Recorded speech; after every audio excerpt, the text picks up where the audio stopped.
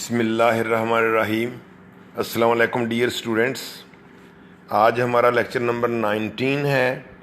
इसमें हमने test number 16 check करना है और book 2 lesson number 8 China's way to progress का पेज 30 वो पढ़ेंगे हम, और उसके बाद आपको अगला टेस्ट दिया जाएगा। तो अब हमारी स्पीड ज़रा स्लो हो चुकी है और उसकी वजह आप बखूबी जानते हैं कि लेसन थोड़ा सा मुश्किल है। तो पहले टेस्ट चेक करें। टेस्ट नंबर 16 नंबर 1 ऑक्सीडेंटल्स, इसका माना है वेस्टर्नर्स, मगरबी, बीटा होगा।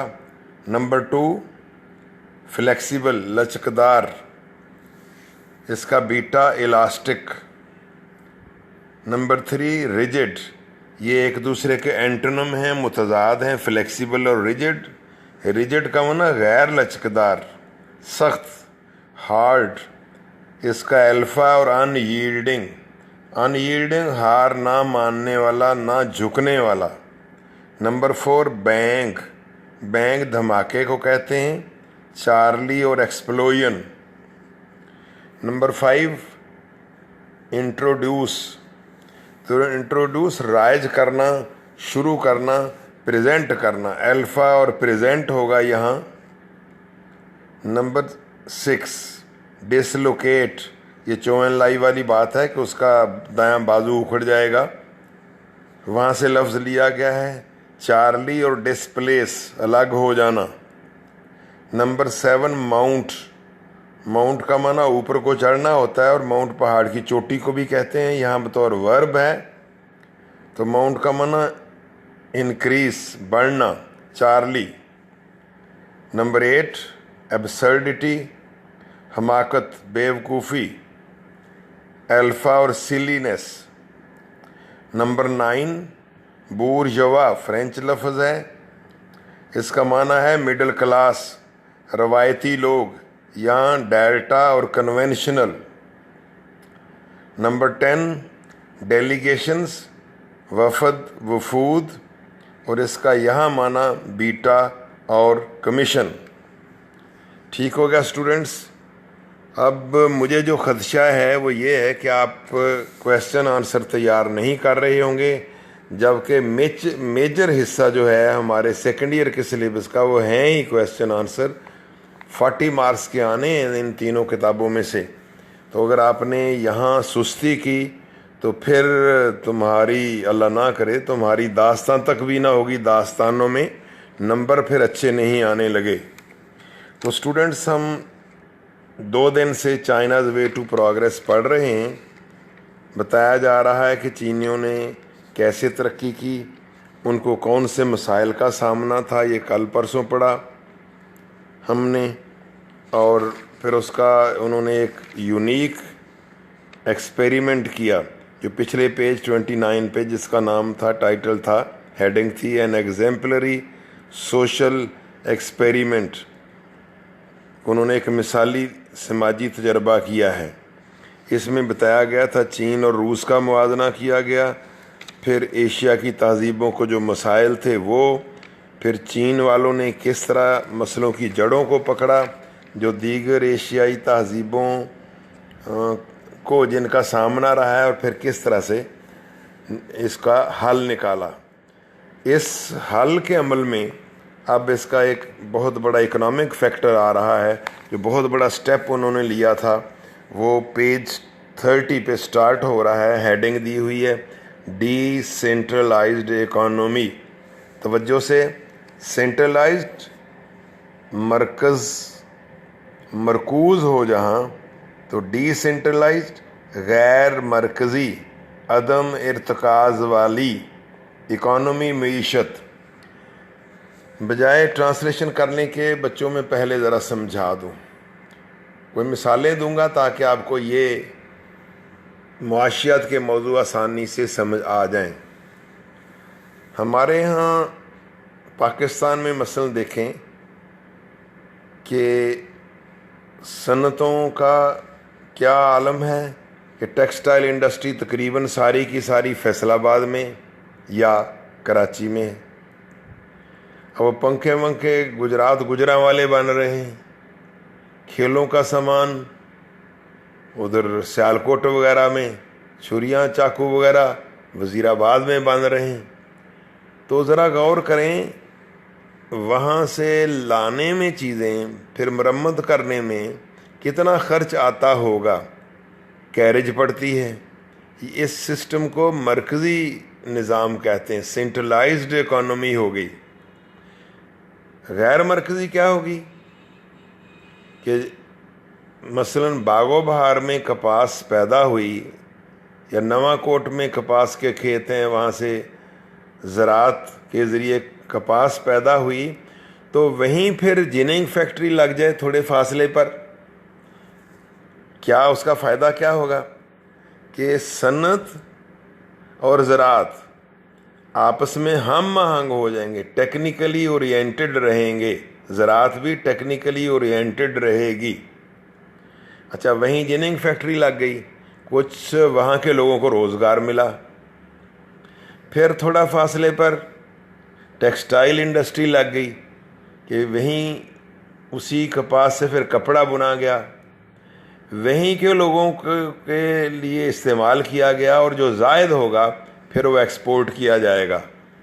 इसमें आप गौर करें कि कितना कम खर्च आएगा, रोज़गार भी वहीं मिला, पैदावार वहीं हुई, लोगों के मसाइल भी हल हुए, दूर दराज से चीज़ें लाने ले जाने का, ट्रांसपोर्टेशन का मसला ख़त्म हो गया। हमारे यहाँ तो वो कहीं कोयटा के करीब कोई धमाका हो जाए तो हमारे यहाँ सुई गैस बंद हो जाती है, जी फ़लाँ मुल्तान में ये हुआ है तो खानपुर की बिजली बंद। तो वहाँ ऐसे नहीं है, इसको डिसेंट्रलाइज्ड इकॉनमी कहते हैं, गैर मरकज़ी मुईशत। तो ये छोटे लेवल पर बिखरी हुई होती है, एक जगह मरकूज़ नहीं होती, ऑन साइट होता है सब कुछ। मैंने मिसाल दी है, उम्मीद है आपको समझ आ गया होगा।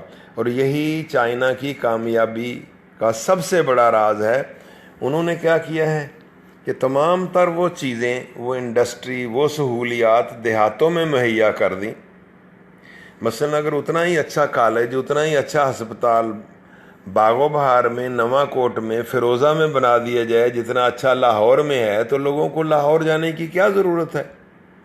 चाइना वालों ने यही कुछ किया है कि सारी की सारी मीशत को डिसेंट्रलाइज्ड कर दिया है कि बागो बहार में भी उसी मियार का कॉलेज यूनिवर्सिटी होगी जिस मियार की इस्लामाबाद या कराची में होगी, उसी मियार का अस्पताल होगा।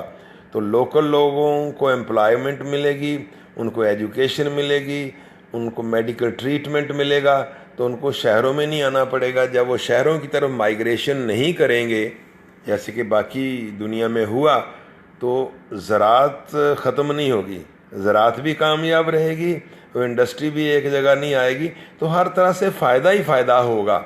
ये चीन ने एक नया तजर्बा किया है और बाकी दुनिया वालों को भी रास्ता बताया है उन्होंने।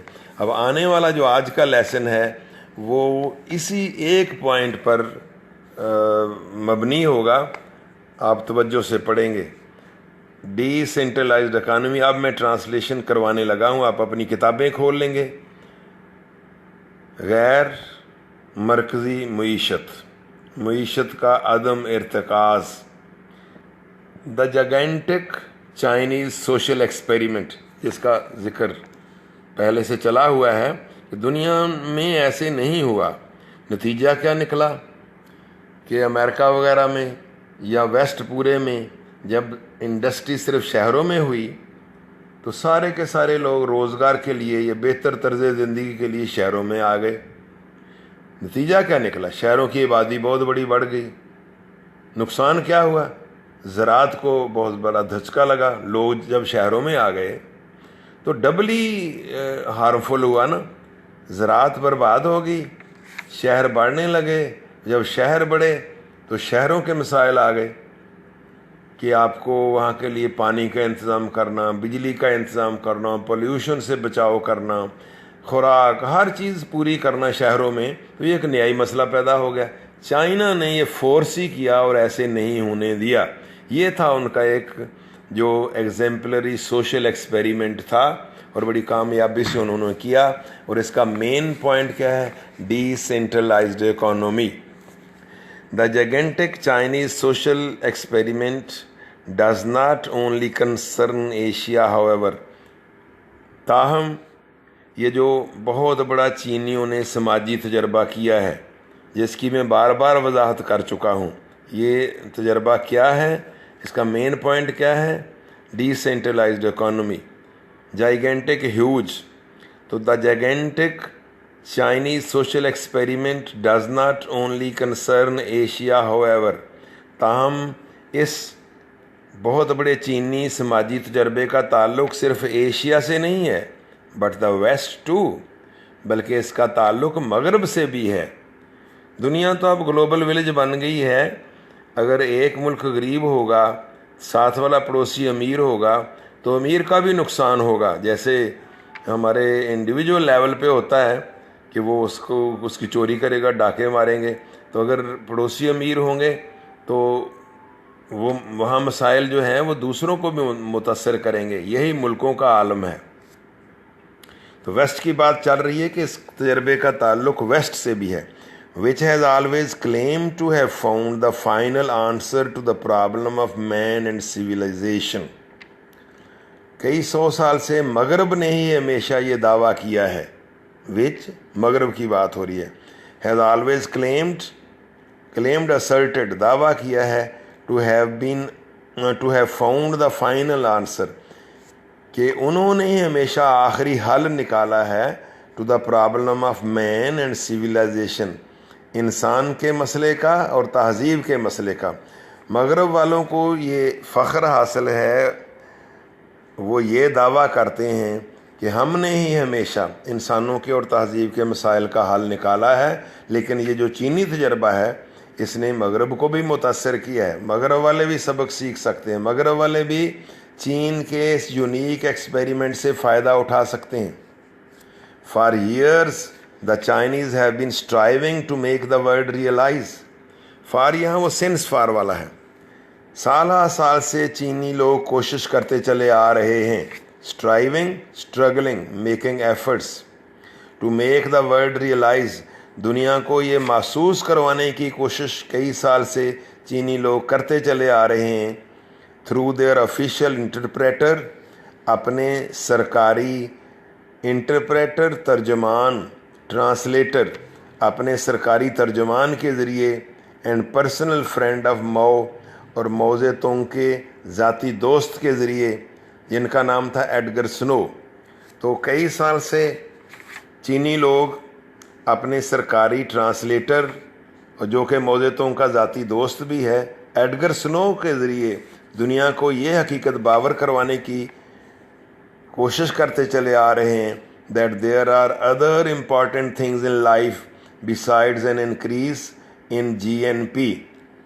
There are other important things in life, कि ज़िंदगी में और भी अहम चीज़ें हैं, बिसाइड्स के अलावा, N increase in GNP gross national product, खाम कौमी पैदावार, यानी मजमूई कौमी पैदावार। अब ये भी रोक के सुन लें, मुआशिया समझें, आप पढ़ रहे हैं। मगरब ने पूरा जोर दिया है GNP को बढ़ाने में। उनका ख्याल ये कि तरक्की का एक ही क्राइटेरियन है, और वो ये है कि ग्रॉस नेशनल प्रोडक्ट बढ़े। इससे काफ़ी कबाहतें पैदा हुई। उन्होंने धड़ाधड़ मशीनों का इस्तेमाल किया। मशीनों का इस तरह से गैर मोहतात इस्तेमाल से क्या नुकसान हुआ कि इंसान बेरोज़गार हो गया। वो कहा नहीं था इकबाल ने काफ़ी पहले कि है दिल के लिए मौत मशीनों की हुकूमत, एहसास मुरव्वत को कुचल देते हैं आलात। तो ये मशीनों ने आके इंसान का सत्यानाश कर दिया। पैदावार तो बढ़ गई, लेकिन मज़दूरों पर जुल्म हुआ। चीन ने ऐसे नहीं किया, वो आगे आप अगले पैरे में पढ़ेंगे। तो मगरब वालों को चीनी लोग अरसा दराज से, कई साल से ये समझाने की कोशिश कर रहे हैं कि तरक्की खुशी सिर्फ GNP में इजाफे का नाम नहीं है, बल्कि मैं अब बगैर पढ़े जो सजेशन है इसकी वो बता रहा हूँ कि बल्कि इंसान की खुशी का नाम है। आमदनी चलो थोड़ी हो, लेकिन अगर उसको सहूलियात, बुनियादी सहूलियात हर इंसान को मैसर हो तो इसको तरक्की कहा जाएगा। तो चीनी लोग अरसा दराज से कोशिश करते चले आ रहे हैं दुनिया को ये बावर करवाने की कि दुनिया में जीएनपी में इजाफे के अलावा और भी चीज़ें होती हैं। नेक्स्ट पैरे पे आ जाएं। The Chinese model can not be analysed according to its difference from the western system. अच्छा बच्चों, किसी भी चीज़ को जज करना हो तो म्यार क्या बना लेते हैं हम, या अपने मज़हब को, अपने अकीदे को, अपनी शख्सियत को म्यार बना लेते हैं कि जी फ़लाँ जगह ऐसे हो रहा है या वेस्ट में ऐसे होता है। अब ज़रूरी नहीं कि वेस्ट में जो होता है वो सही हो, तो हमें म्यार को अपने रखने चाहिए और वो बड़े साइंटिफिक होने चाहिए। यहाँ अब चीनी प्रोग्रेस पर तबसरा करते वक्त, उसका एनालिसिस करते वक्त हमें ये नहीं देखना चाहिए कि किस तौर चीन वाले मगरब से मुख्तलिफ हैं। तो मुख्तलिफ देखना नहीं, इसके लिए तो एक अलग अप्रोच की ज़रूरत है। चीन वाले तो मगरब को फॉलो ही नहीं कर रहे, चीन वाले तो मगरब के म्यारों को कुछ समझ ही नहीं रहे। उनके लिए मशीनों की इतनी अहमियत नहीं है, उनके लिए तो इंसान की अहमियत है कि बेशक इंसान को थोड़ी रोज़ी मिले लेकिन सब इंसानों को मिले, कोई फ़कीर ना हो, कोई भूखा ना मरे। तो वो तो पहले कह चुके हैं कि हमारे नज़दीक जीएनपी में इजाफा सब कुछ नहीं है। तो अगर आपने चीन की तरक्की का जायज़ा लेना है तो मगरब को म्यार, मगरब के क्राइटेरिया जो हैं वो यहाँ अप्लाई ना करें। इसके लिए उनका अपना जो अप्रोच है वो देखना चाहिए। मैं आपको मज़हब से ज़रा हल्की सी आपसे मादरत से मिसाल देने की कोशिश करता हूँ कि आप कामयाबी किसको कहेंगे, कि इस दुनिया की कामयाबी या आखिरत की कामयाबी। कुछ लोग कहेंगे जी इस दुनिया की कामयाबी, उसके पास इतना पैसा, इतनी कोठियाँ, इतने कारें, हालांकि उसने रिश्वत से ली हुई हैं, तो वो तो कामयाबी ना हुई, ये तो नाकामी हुई। जबकि दूसरा शख्स जो गरीब है उसके पास ये सारी चीज़ें नहीं हैं लेकिन उसकी आकबत अच्छी है, तो फलाह और कामयाबी तो उसके हिस्से में आ रही है। इस तरह से आप देखें कि चाइना को अगर आपने जज करना है, एनालिसिस करना है, तो मगरब का क्राइटेरिया, मगरब की यार्ड स्टिक यहाँ लागू मत करें। आप पढ़ें तो कुछ आपके पल्ले पड़ जाएगा। The Chinese model can not be analysed. Analysed तर्जमा करना, रिव्यू करना। चीनी मॉडल का तज्जिया नहीं किया जा सकता according to its difference from the western system. मगरबी निज़ाम के इससे इख्तलाफ की बिना पर कि हमें ये नहीं देखना चाहिए कि चीन वाले मगरब से कहाँ कहाँ मुख्तलिफ हैं, क्या क्या फ़र्क है। मगरब कोई इस तरह के ठेकेदार तो नहीं ना कि वो म्यार दे रहे हो। पिछले पैरे में आया है कि उन्होंने ये दावा किया है हमेशा से कि हम ही इंसानियत के और तहज़ीब के मसाइल का हल निकाला करते हैं, लिहाजा हमारे म्यार ही पूरी दुनिया में लागू होने चाहिए। लेकिन चीन का ये जो एग्जाम्पलरी सोशल एक्सपेरिमेंट है ये उससे मुख्तलिफ है। वो कहते हैं हमने जो तजर्बा किया मगरब वाले उसको अपनाएं तो देखें कैसे खुशियाँ बखेरी जाती हैं। तो चीनी मॉडल का तज्जिया इस तौर नहीं करना चाहिए कि ये मगरब से किस किस तरह से मुख्तलिफ है। It involves N utterly different approach. Involves includes शामिल होना, अटरली मुकम्मल तौर पर, कंप्लीटली, अप्रोच नुक्ता निगाह, पॉइंट ऑफ व्यू। चीन की कामयाबी, चीन की तरक्की को जज करना है, तज्जिया करना है, तो इसके लिए एक मुकम्मल तौर पर नई अप्रोच, नया नुक्ता निगाह दरकार होगा। यानी आपको ये म्यार बनाना पड़ेंगे कि वह चीन में कितने बेरोज़गार हैं, कोई भी नहीं। चीन में कितने फ़कीर हैं, कोई भी नहीं। इस तरह से देखा जाएगा। टोटल जो मुल्क की खाम कौमी पैदावार है वो नहीं देखा जाएगा। वो तो मगरब में ज़्यादा है, लेकिन मगरब में अमीर बहुत अमीर हैं और गरीब बहुत गरीब हैं, जबकि चाइना में ऐसे नहीं है। तो चाइनीज़ इस मॉडल को चेक करने के लिए आपको एक मुकम्मल नई अप्रोच दरकार होगी। It is the creation of a new world and a new man. चीन वालों ने दरअसल क्या किया है, क्रिएशन, तख्लीक। ये एक नई दुनिया की तख्लीक है और नए इंसान की तख्लीक है। इंसान को री एजुकेट किया जा रहा है कि बेशक मेरे पास 1 रुपया है लेकिन मेरे साथी के पास कुछ नहीं, तो मैं 8 आने आधा रुपया उसको दूंगा। तो ये एक नई दुनिया और नए इंसान की तख्लीक है। The cities show N absence of automobiles, शहरों में एब्सेंस है यानी मिलती नहीं है ऑटोमोबाइल। अब मोबाइल नहीं पढ़ना, अब मोबाइल पढ़ना है, खुदकार गाड़ियाँ। तब की बात हो रही है कि चीनी शहरों में खुदकार गाड़ियाँ नहीं मिलती। तो क्या मतलब आप समझेंगे, इसका मतलब वो गरीब है। आगे तो ब्रैकेट में आ रही है, तफसील दी जा रही है कि नहीं नहीं ऐसी बात नहीं है, चीन का मेयार अलग है, वो गाड़ियों पे चढ़ते नहीं हैं। उनके मसलन हम क्यों गाड़ी लेते हैं, टॉर शोर बनाने के लिए, प्रोजेक्ट करने के लिए, सहूलत के लिए तो कम है। सहूलत के लिए अगर लें तो हम हर साल मॉडल ना बदलें। चीनियों के शहरों में अगर ऑटोमोबाइल गाड़ियां नहीं हैं तो उनका वज़ीर आज़म चौलाई साइकिल पर अपने दफ्तर जाता है।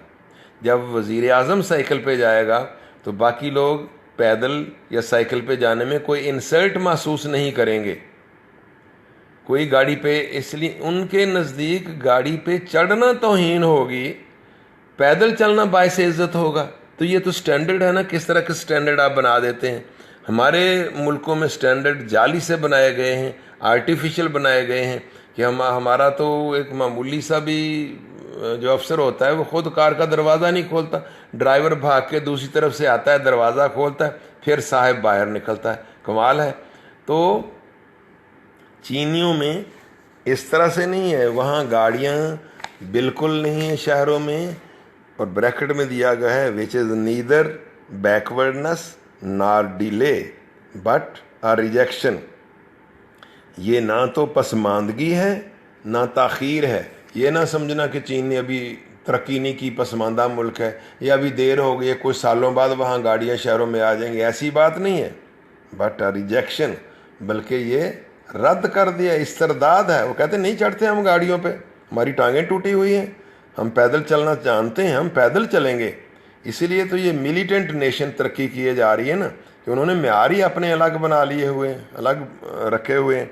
तो शहरों में खुदकार गाड़ियां हैं ही नहीं, जो कि ना तो पसमानदगी है ना देर है, बल्कि ये रद्द कर देना है, डिनायल है, इस्तरदाद है। टू कोट रॉबर्ट गुलेन के अल्फाज में ये है रिजेक्शन, ना कि डिले या backwardness. Advertising, neon signs and the 3 fevers of money, alcohol and sex. ये जुमला अभी जारी है कि there is an absence of automobiles, शहरों में ऑटोमोबाइल्स की एब्सेंस है। एडवर्टाइजिंग, इश्तहारों की एब्सेंस है, इश्तहार देना ही नहीं, ज़रूरत ही क्या है। मैंने आपको बता दिया था स्टूडेंट्स कि कम्युनिज़म में तमाम इंसान स्टेट के लिए काम करते हैं और स्टेट फिर आगे से रोटी कपड़ा मकान और दीगर सब सहूलियत का इंतज़ाम करती है हर इंडिविजुअल के लिए, हर शख्स के लिए। तो वहाँ equal distribution of resources, equal distribution of wealth होती है इन कम्युनिस्ट कंट्रीज़ में, चीन और रशिया में।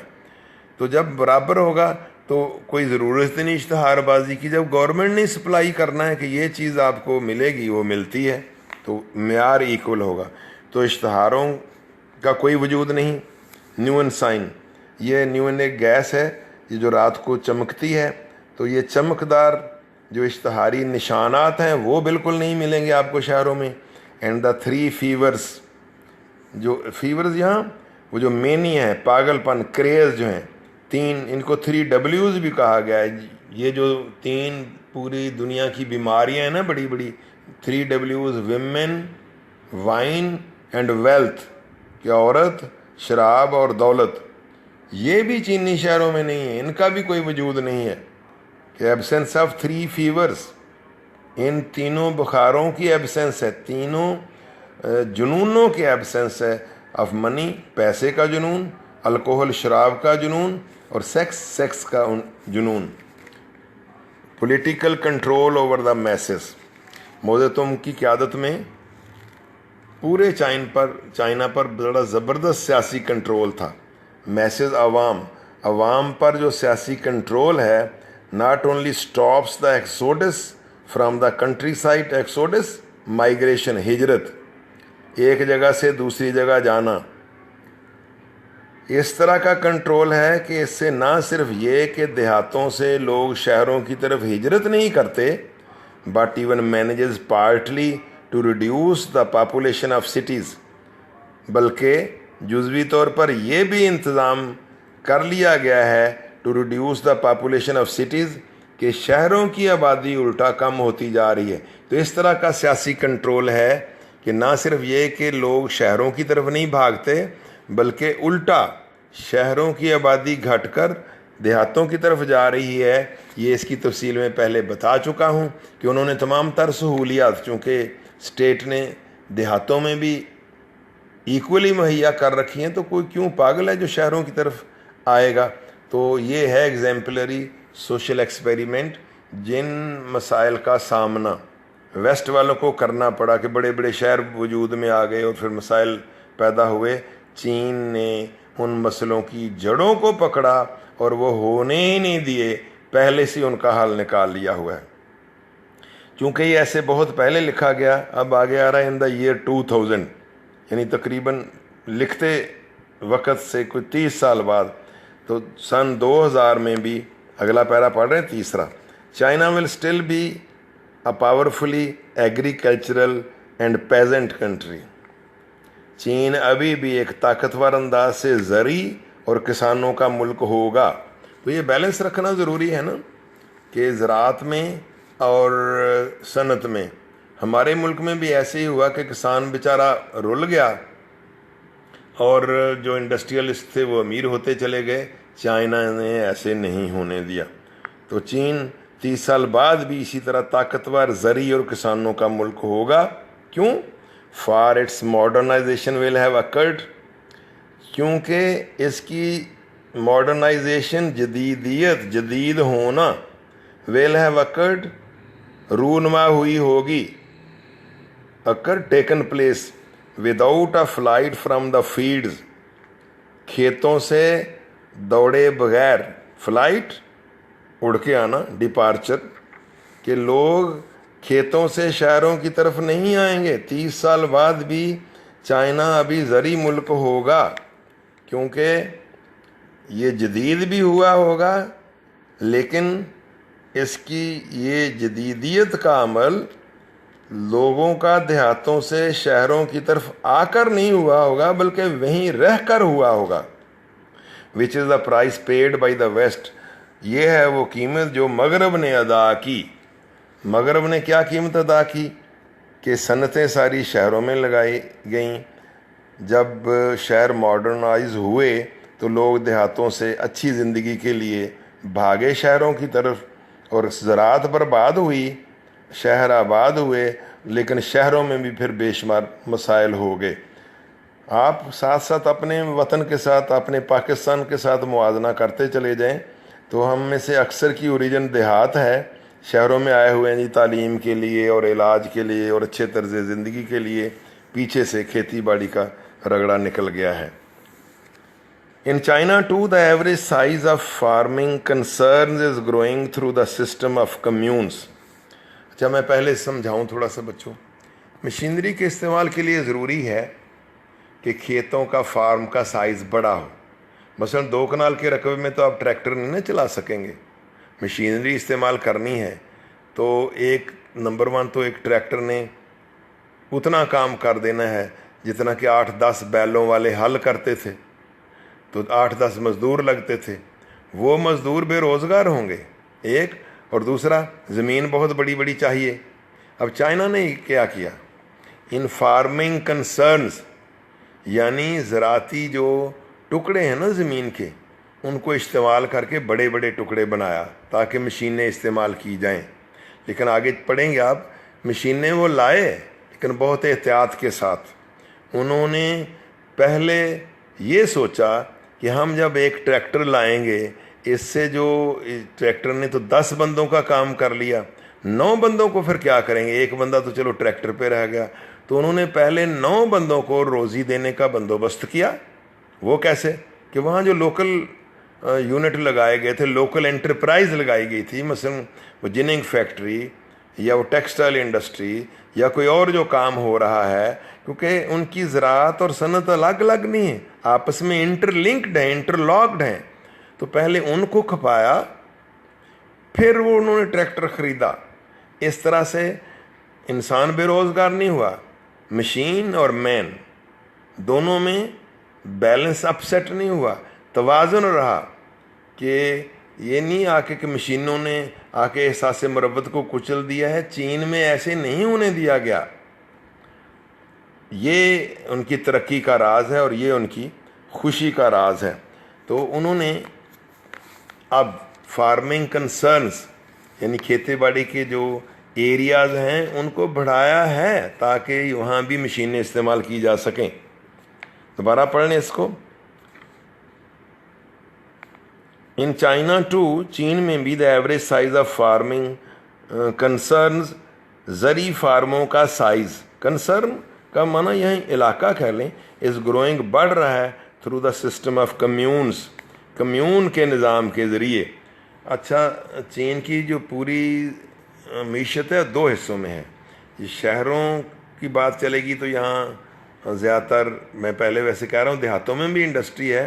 तो इंडस्ट्री के जो लोग होंगे वो वर्कर्स कहलाएंगे, लेबरर्स कहलाएंगे और ये इंडस्ट्री कहलाएगी। और वहाँ का जो दूसरा मजदूर होगा खेती बाड़ी करने वाला, वो पेजेंट कहलाएगा या फार्मर कहलाएगा, और उस इलाके को कम्यून कहेंगे। अब एक तरफ हो गए कम्यून्स और एक तरफ होगी फैक्ट्री। कम्यून दरअसल एक ज़री डिवीज़न है। मसलन मैंने अगले दिन भी बताया था कि जैसे एक ज़िले के बराबर हो कम्यून, फिर उसमें आगे सब डिवीज़न कर ली जाए कि ये जी तहसील हो गई, फिर ये यूनियन काउंसिल होगी। तो इस तरह से उन्होंने सिस्टम बनाया हुआ है। मैंने ज़रा ज़्यादा ही बड़ा कह दिया, पूरे ज़िला नहीं, इससे ज़रा छोटा होता, लेकिन पूरा चाइना कम्यून्स में तकसीम किया गया है। मैं पढ़ रहा हूँ फिर। चीन में भी ज़री फार्मों का हुजूम कम्यून्स के निज़ाम के ज़रिए बढ़ रहा है, with subdivisions into production brigades and teams. Subdivision उसकी फर्दर आगे तकसीम की गई है, प्रोडक्शन ब्रिगेड्स पैदावारी दस्तों में, एंड टीम्स और टीमों में, ये समझ लीजिए तहसीलें और यूनियन काउंसिलें हो गई। तो कम्यून्स के तहत ज़री फार्मों का रकबा बढ़ रहा है, जिनको आगे पैदावारी दस्तों में और पैदावारी टीमों में तकसीम किया गया है।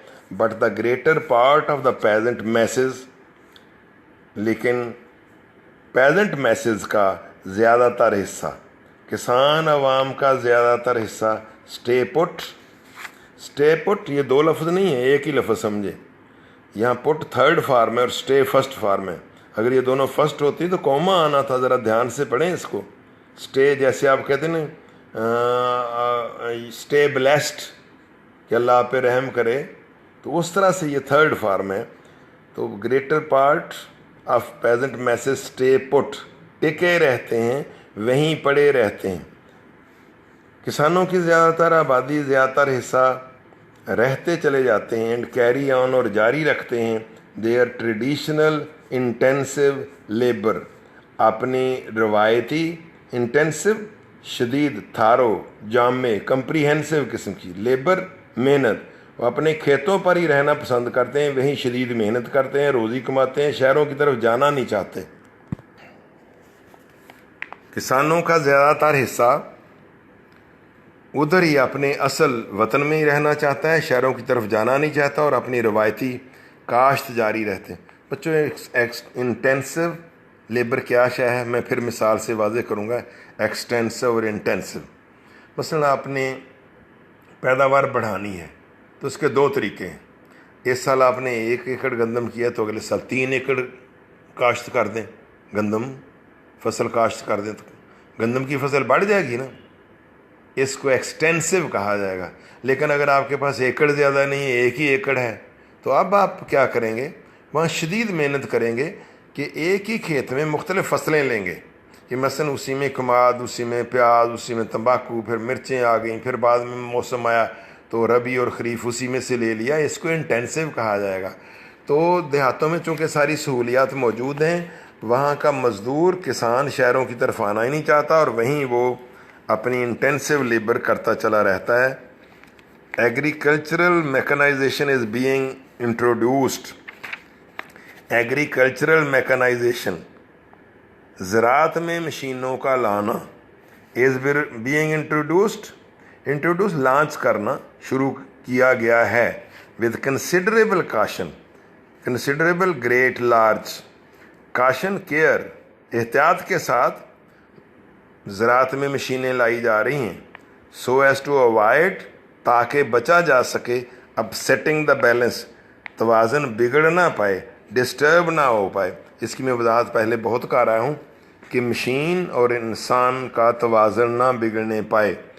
पहले थ्रेशर ख़रीदने से पहले वो जो बेरा रोज़गार होगा किसान, उसको किसी यूनिट में, किसी लोकल एंटरप्राइज़ में खपाते हैं, फिर वो इंतज़ाम करते हैं मशीन का।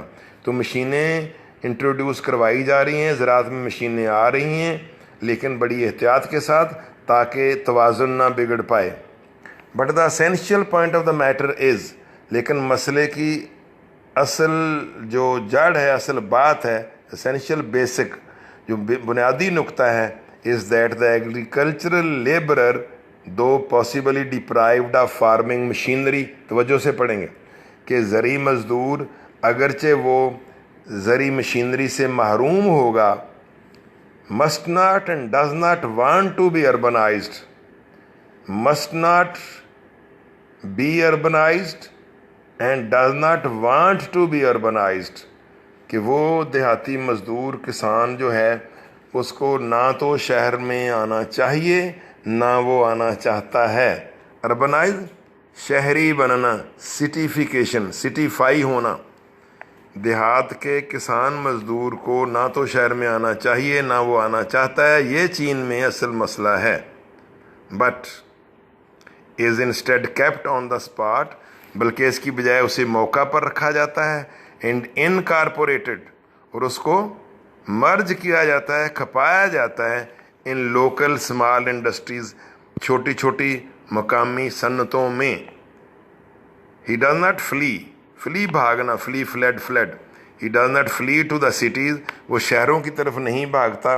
बिकॉज द इंडस्ट्रियल रोड, क्यों कि सनत की तरफ जाने वाली सड़क जो है, passes through a technically oriented agriculture, technically oriented जिसमें मशीनरी का इस्तेमाल हुआ हो, ओरिएंटेड, डायरेक्टेड, पॉइंटेड, क्योंकि सनत की सड़क भी ऐसी ज़राअत में से गुज़रती है जिसमें मशीनें इस्तेमाल हुई हों, यानी सनत और ज़राअत बहुत दूर दूर अलग अलग नहीं हैं। एंड अ डिसेंट्रलाइज्ड इंडस्ट्री, और सनतें भी गैर मरकूज़ हैं, बिखरी हुई हैं, स्कैटर्ड हैं, ऑन साइट हैं, एक जगह जमा नहीं कि गुजरांवाले में ही सारे पंखे बनेंगे, वो नवाकोट, बागोबार, जज्जा, साजा में भी बन रहे होंगे। दोबारा पढ़ने इस जुमले को, मुश्किल जुमला है। वो जो देहाती किसान है, he does not flee to the cities, वो शहरों की तरफ नहीं भागता। Because the industrial road passes through a technically oriented agriculture, चूँकि सनत की तरफ जाने वाली सड़क ऐसी ज़राअत में से होकर गुज़रती है जिसमें मशीनें इस्तेमाल हो रही होती हैं। एंड अ डिसेंट्रलाइज्ड इंडस्ट्री, और गैर मरकूज़ सनत में से होकर गुज़रती है।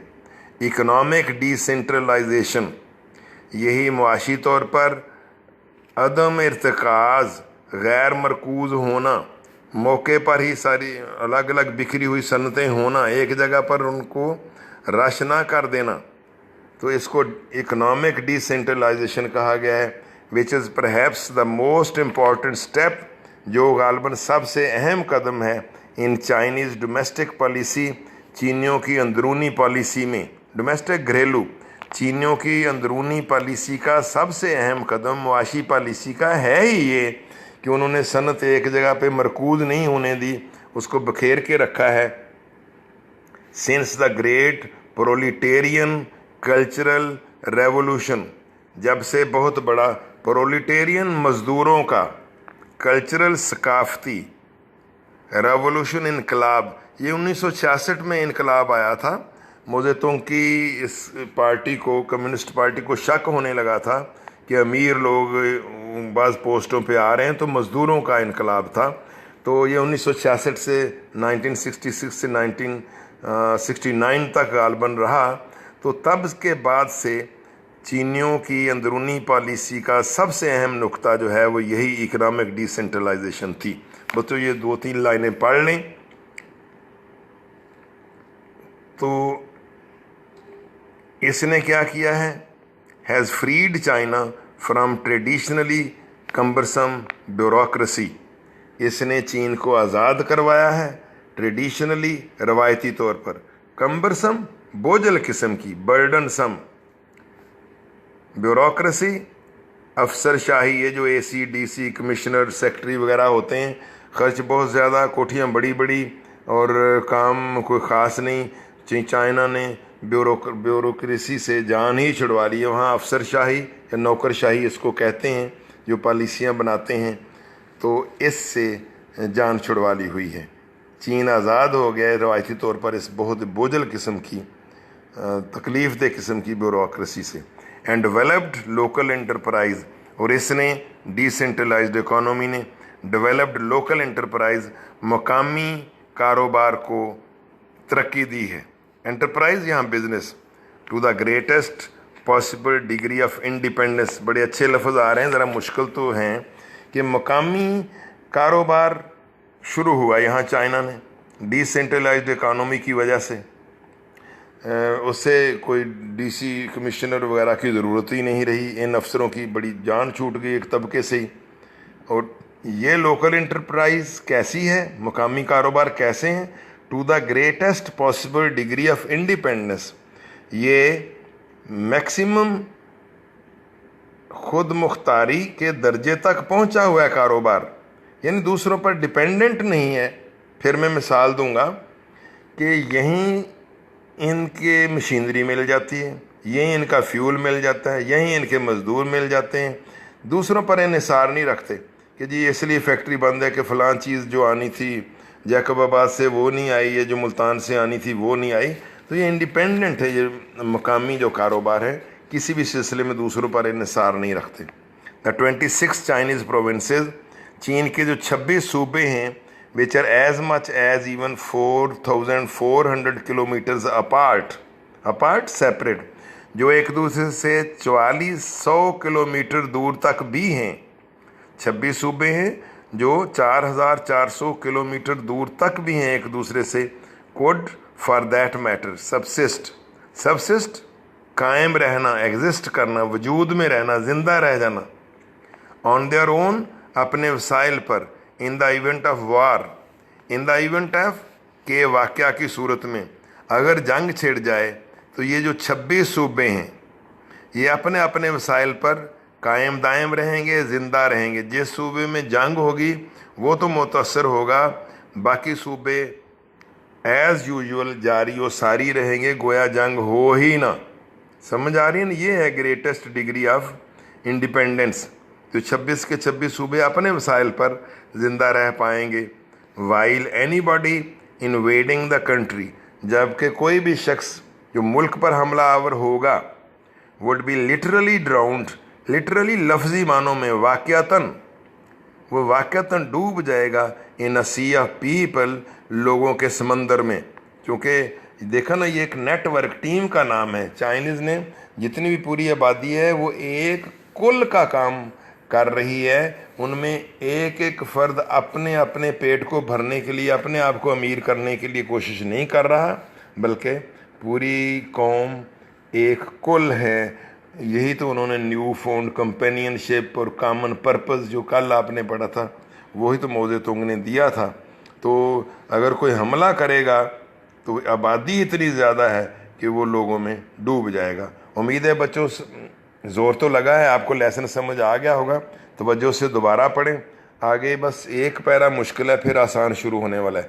Thank you very much. आज का लेक्चर ज़रा लंबा भी हो गया। खुदा हाफिज़ स्टूडेंट्स।